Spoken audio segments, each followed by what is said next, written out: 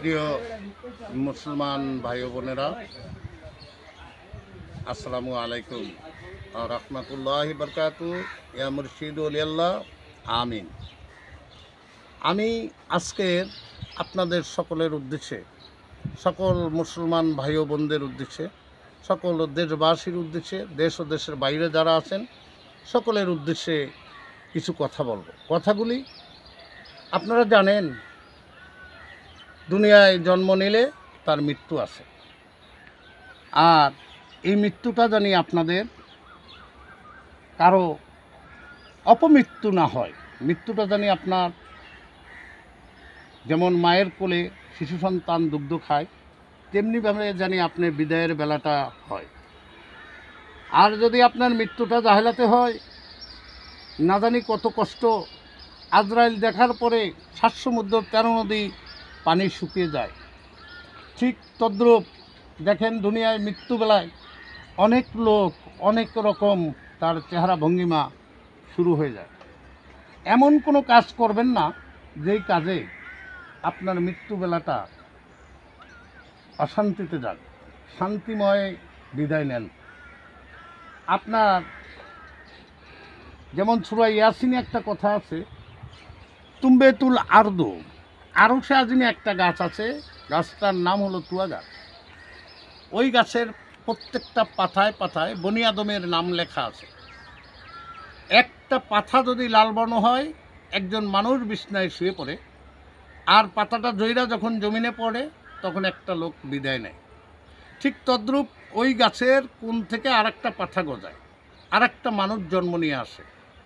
তাই আমি আপনাদের উদ্দেশ্যে বলছি, একদিন সকলেরই চলে যেতে হবে এই সমাধি স্থানে, যেখান থেকে আর কোনোদিন মানুষ ফিরে আসে না ধরায়। তাই একলা আপনি এক ঘরে থাকবেন, অন্ধকার কবরে থাকবেন। ডানে মাটি, বামে মাটি, নিচে মাটির বিছানা, উপর দিকে বাঁশের ছাউনি। আপনি কেমন অবস্থায় থাকবেন? এমন কোনো কর্ম আপনি করে গেছেন কি যেই কর্মে আপনার ওখানে জান্নাতের ফেরেশতা আসবে? আপনি শান্তিময়ভাবে কাল কিয়ামত পর্যন্ত কবরে থাকতে পারবেন। ভালো কাজ করবেন, আপনি হবেন ডাইনপন্থী নুরিয়া। আর অন্যায় অপরাধমূলক কাজ করবেন, আপনি হবেন মায়াত বামপন্থী, আপনি হবেন দুযোগী। তাই সকলের আশা, সকলের ভরসা, শেষ দিবসের বিচালয় আল্লাহর হাবিব, আল্লাহ পাকের রব্বুল ইজ্জতের মহিমায় দুষ্ট দুজাহানের বাচ্চা, কুল কায়নাতের বাচ্চা নবী মোহাম্মদ মুস্তফা, আহমেদ মুস্তফা, জাহির মুস্তফা, বাতনি মুস্তফা, আউয়ালি মুস্তফা, আখিরি মুস্তফা, ওনার সুপারিশ ছাড়া কেউ ভেস্তে প্রবেশ করিতে পারিবে না। তাই আমি দরবেশ আনোয়ার হোসেন সকল মানুষকে বলছি, প্রেম যদি করতে চান নবীর সনে করেন।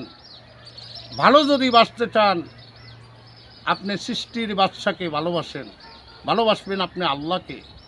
ঠিক তদ্রূপ আল্লাহ পাওয়ার যেই স্থান, আল্লাহ পাওয়ার যেই জিনিসগুলি, যেই সিঁড়িগুলি, সেই সিঁড়িগুলিতে আপনি পদার্পণ করবেন। সুফিবাদের নিকট পুষবেন, আহলে বায়াতের পক্ষে আসবেন, হাতে হাত দিয়ে বায়াত গ্রহণ করবেন। তাইলে আপনি আল্লাহ রাসূলকে পাবেন, আপনি পাবেন বেহেশত, আপনি হবেন নুরিয়া। এই সমাধি স্থানে সকলের আসতে হবে, এই কথাটা মনে জানি রাখেন। আপনাদেরকে মনে করাই দিলাম, জন্ম নিচ্ছেন, আপনার মৃত্যু হবে, এই বলে এখানেই রাখছি। আমার এই কথাগুলি যদি আপনাদের ভালো লাগে, লাইক দিবেন, শেয়ার দিবেন। আর কথার ভিতরে যদি কোনো ভুল থাকে আপনারা মার্জনার চোখে দেখবেন, তারপরও কমেন্টে আমাকে লিখে জানাই যাবেন। এই বলে এখানে রাখছি। আসসালামু আলাইকুম আর রহমতুল্লাহি বরকাতু। ইয়া মুর্শিদ ওলিয়াল্লাহ, আমিন সুম্মা আমিন।